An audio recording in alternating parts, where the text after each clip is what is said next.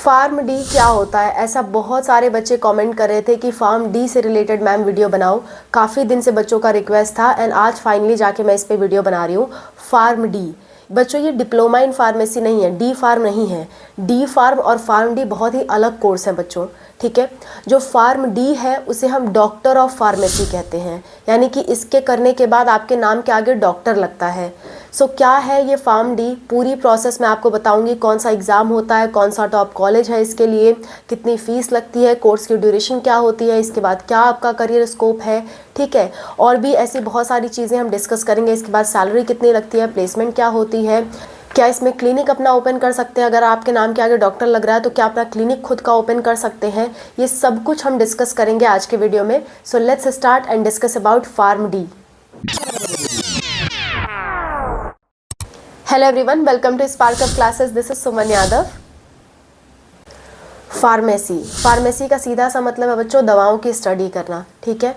दवाओं, और यहाँ पे खास करके एलोपैथिक दवाओं के बारे में बात हो रही है, ठीक है। अदरवाइज़ अगर आपका फार्म सिर्फ फार्म शब्द इस्तेमाल हो रहा है तो आप एलोपैथी की दवा मानोगे, और फार्म के आगे कुछ इस्तेमाल हो रहा है जैसे फार्म आयुर्वेदा या फिर फार्म होम्योपैथिक, तो आप समझ लेना कि होम्योपैथिक या आयुर्वेदिक दवाओं की बात हो रही है। अगर कुछ नहीं लिखा है तो आप जाहिर सा समझ सकते हो कि वो सिर्फ और सिर्फ एलोपैथिक की बात कर रहे हैं, ठीक है। एलोपैथिक यानी कि जैसे कि पैरासीटामोल्स के होते हैं, जैसे कि आपका एल्डीजेसिक होते हैं, एनाल्जेसिक्स होते हैं, ये सारी चीज़ें आपकी एलोपैथिक मेडिसिन में आती हैं, ठीक है। फॉर एग्जांपल कालपोल, डोलो, ठीक है, और पैन-डी, पैन-40, ये सब जब दवाएं आप खाते हो ये सब क्या है, ये सब आपकी एलोपैथिक दवाएं हैं।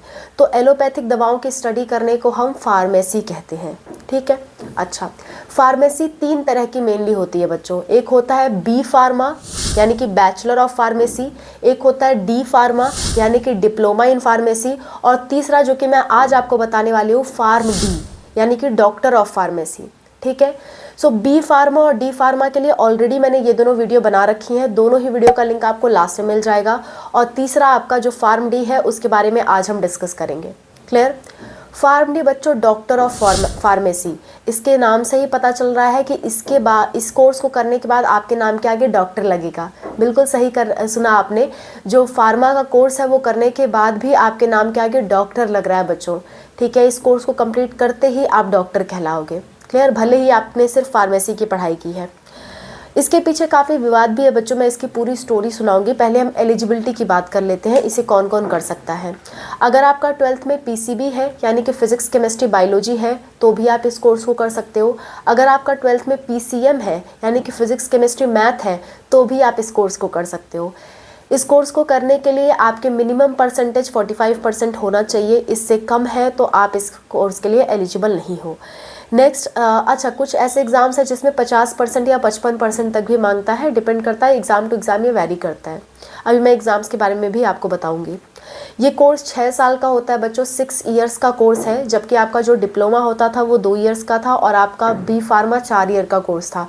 लेकिन जो आपका डी फार्म डी है यानी कि डॉक्टर ऑफ फार्मेसी है वो आपका टोटल 6 ईयर का कोर्स है, 6 साल का कोर्स है। इसके बाद नाम के आगे डॉक्टर लगता है, हाँ बिल्कुल लगता है।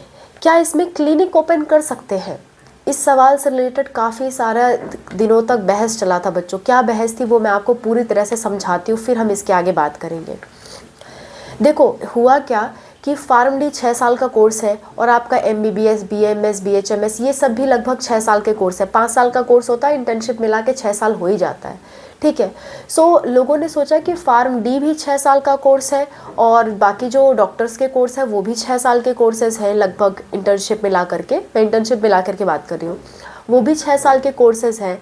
और अगर मैं मेडिकल एग्ज़ाम्स के पढ़ाई की बात करूँ जो कि MBBS, BDS, BMS ये सब में जो पढ़ाया जाता है वो बीमारियों के बारे में पढ़ाया जाता है और उसके डायग्नोसिस के बारे में पढ़ाया जाता है। मतलब बीमारी और बीमारी को पहचानो कैसे, ये सिखाया जाता है खास करके MBBS में, BDS में, और जो आपके आयुर्वेदिक कोर्सेज हैं, BMS के जो भी कोर्सेज हैं, जितने भी आयुष के कोर्सेज हैं।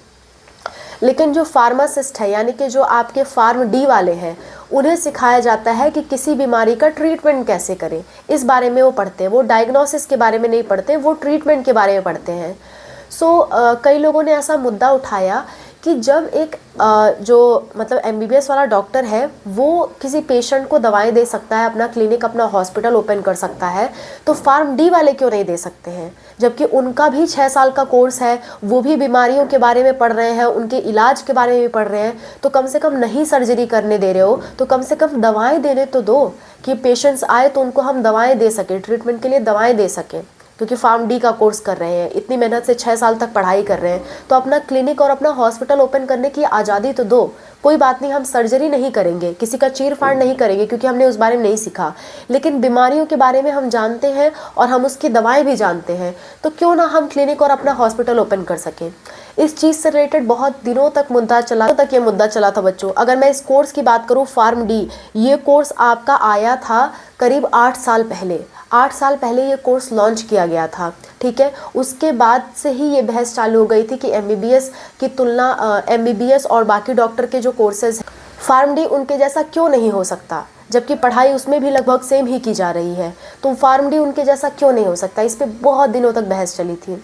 लेकिन फिर फाइनली PCI, जो कि फार्मेसी काउंसिल ऑफ इंडिया है, जो मतलब मेन अथॉरिटी है फार्मेसी की, उसने सारे मुद्दे को क्लियर किया, और क्लियर कट क्या निष्कर्ष निकला है वो भी मैं आपको बता देती हूँ। 2021 में PCI ने कहा कि हमारा सिर्फ मुद्दा इतना था कि हम फार्मा का एक टॉप कोर्स लेके आए जिसके थ्रू बच्चे फॉरेन में भी जॉब कर सके और बहुत सारी उनको अपॉर्चुनिटीज़ मिल सके, इसलिए हम फार्म डी का कोर्स लाए थे। हमें डॉक्टर से तुलना करने का कोई शौक़ नहीं है, और हॉस्पिटल और जो क्लिनिक है वो ओपन करने का कोई शौक़ नहीं है। तो PCI ने फाइनली डिसीजन सुना दिया कि इसमें आप, यानी कि फार्म डी कोर्स करने के बाद आप अपना खुद का हॉस्पिटल नहीं खोल सकते और ना ही खुद का क्लिनिक ओपन कर सकते हो। आप सिर्फ और सिर्फ मेडिकल स्टोर ओपन कर सकते हो अगर खुद का कुछ ओपन करना चाहते हो, या फिर अपनी रिसर्च लैबोरेटरी ओपन कर सकते हो, अपना इंडस्ट्री ओपन कर सकते हो, फार्मास्यूटिकल इंडस्ट्री, लेकिन आप पेशेंट का इलाज नहीं कर सकते। ये PCI ने सीधा सीधा कह दिया।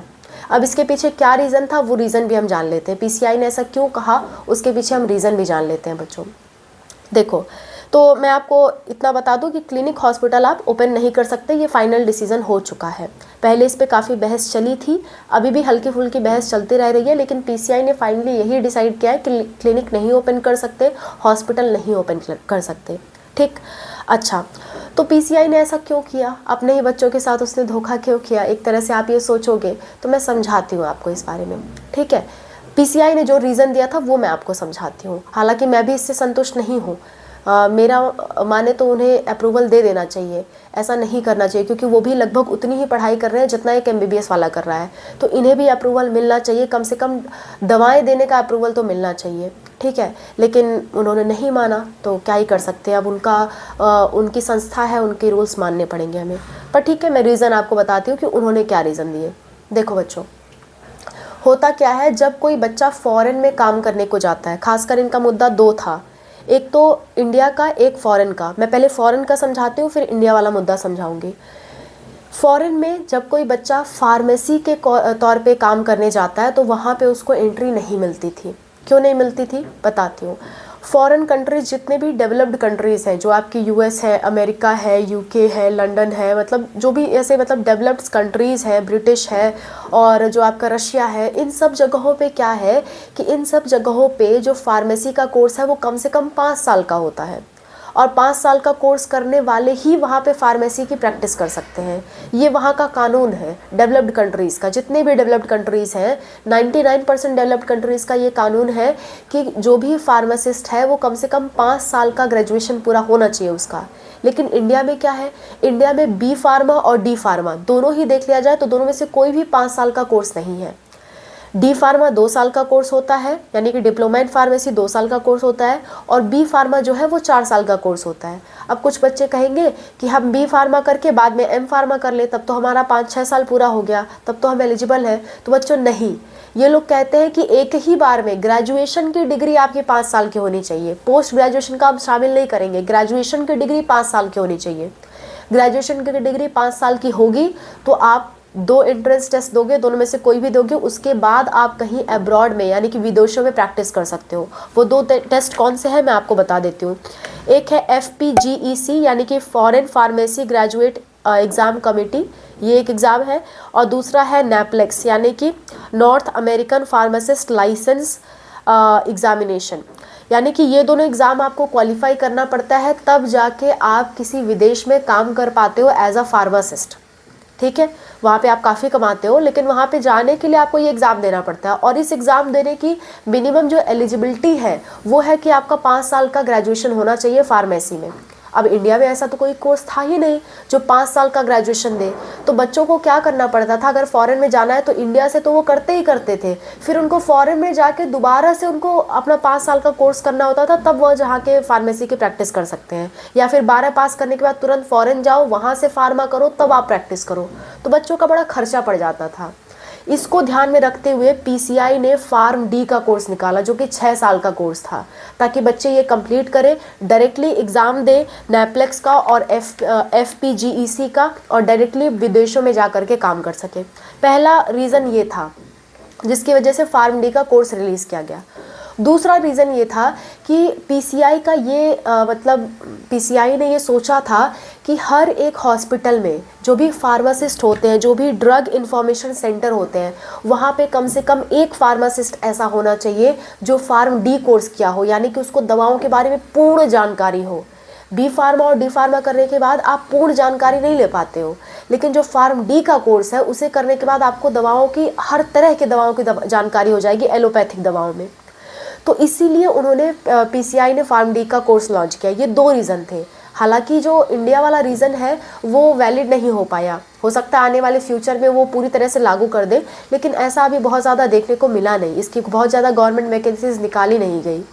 लेकिन इतना है कि अगर आपने बी फार्मा, डी फार्मा या फार्म डी कर रखा है और गवर्नमेंट जॉब की वैकेंसी निकली, तो फार्म डी वालों का सिलेक्शन चांसेस ज़्यादा होता है। ठीक है, सो ये कुछ रीज़न्स थे बच्चों, मैंने आपको रीज़न बता दिया, इसकी पूरी कहानी बता दी, क्यों ये कोर्स लॉन्च किया गया, इससे क्या फ़ायदा है क्या नहीं फ़ायदा है, मैंने आपको बता दिया।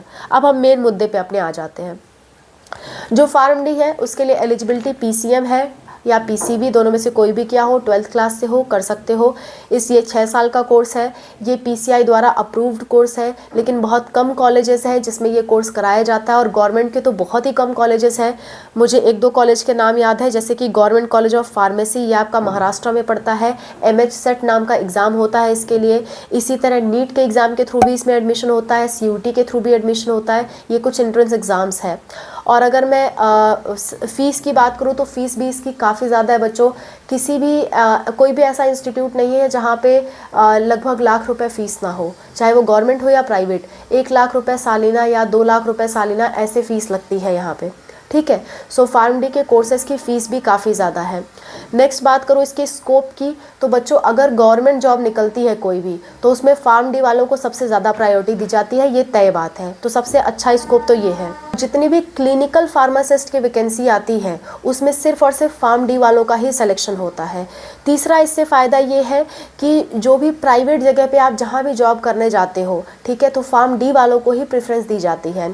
चौथा इसका फ़ायदा ये है कि अगर आपका पीसीआई ऐसा ट्राई कर रही है कि हर एक हॉस्पिटल में, चाहे वो गवर्नमेंट हो या प्राइवेट हो, वहाँ पे कोई ना कोई एक क्लिनिकल फार्मासिस्ट हो और ड्रग इंफॉर्मेशन सेंटर वहाँ पे हो, तो वहाँ पे सिर्फ और सिर्फ फार्म डी वालों को जॉब दी जाए।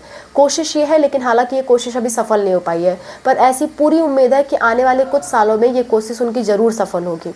सो इसका आपको फ़ायदा मिल सकता है अगर आप फार्म डी कोर्स करो। पांचवा बात ये है कि आप रिसर्च फील्ड में जा सकते हो, यानी कि इसके बाद आपको पीएचडी करने की ज़रूरत नहीं है, आप डायरेक्ट रिसर्च फील्ड में भी जा सकते हो। लेकिन एक बी फार्मा वाला अगर उसको पीएचडी करना है, रिसर्च फील्ड में जाना है, तो उसको पहले बी फार्मा करना पड़ेगा, फिर एम फार्मा करना पड़ेगा, फिर पीएचडी करना पड़ेगा, तो उसकी लंबी प्रोसेस है। लेकिन अगर मैं अपने पर्सनल सजेशन की बात करूं, तो पर्सनल सजेशन मेरा ये होगा बच्चों कि अगर आप अब्रॉड जाना चाहते हो, यानी कि विदेश जाना चाहते हो, विदेश में कमाना चाहते हो, तो फार्म डी आपके लिए बहुत अच्छा कोर्स है। लेकिन अगर आप इंडिया में रहना चाहते हो और आपका पर्पज़ है कि दवाओं की दुकान खोलना या दवाओं का मेडिकल स्टोर खोलना या जल्द से जल्द जॉब पाना, तो उस केस में आपके लिए बी फार्मा और डी फार्मा बेटर है बच्चों। एब्रॉड के लिए सबसे अच्छा फार्म डी है, या फिर फार्मास्यूटिकल इंडस्ट्री आप अपना खोलना चाहते हो, बड़ी बड़ी इंडस्ट्रियाज खोलना चाहते हो, तो फार्म डी अच्छा है। रिसर्च करना चाहते हो तो फार्म डी अच्छा है। अदरवाइज़ जल्दी जॉब पाना चाहते हो, या फिर आप चाह रहे हो कि आप अपना खुद का मेडिकल स्टोर ओपन करो, आपको बहुत ज़्यादा चीज़ों में इंडस्ट्रीज़ में रिसर्च वगैरह में नहीं जाना है, तो आप सिंपली बी फार्मा और डी फार्मा करो। ये मेरा आपको पर्सनल सजेशन होगा। बाकी आपकी खुद की इच्छा है, आप क्या करना चाहते हो। आप चाहते हो आपको डॉक्टर नाम की से पोजीशन है कि आपके नाम के अगर डॉक्टर ही लगे तो आप फार्म डी कर लो, ठीक है। जो भी सच्चाई थी मैंने सब कुछ आपके सामने रख दी। एक बार सैलरी की लास्ट में बात कर लेते हैं। देखो बच्चों, सैलरी अगर फार्म डी कोर्स है तो फार्म डी कोर्स करने के तुरंत बाद अक्सर आपकी प्लेसमेंट लगी जाती है, चाहे गवर्नमेंट में या प्राइवेट में। प्राइवेट में बात करूँ तो स्टार्टिंग सैलरी आपकी 20-25 हज़ार से स्टार्ट होती है और मैक्स टू मैक्स आपकी 50 हज़ार तक सैलरी होगी। या फिर क्लिनिकल फार्मासिस्ट की जब आपको जॉब मिल जाती है तो किसी किसी हॉस्पिटल में इसकी सैलरी 80-90 हज़ार तक भी पहुँच सकती है, ठीक है। डिपेंड करता है कि वो किस तरह का हॉस्पिटल है। और आगे चल के अगर आप रिसर्च फील्ड में जाते हो तो अगेन आपकी सैलरी इसी लगभग रहती है। ज़्यादा से ज़्यादा सैलरी 1 लाख हो सकती है, इससे ज़्यादा सैलरी एक्सीड नहीं करती है।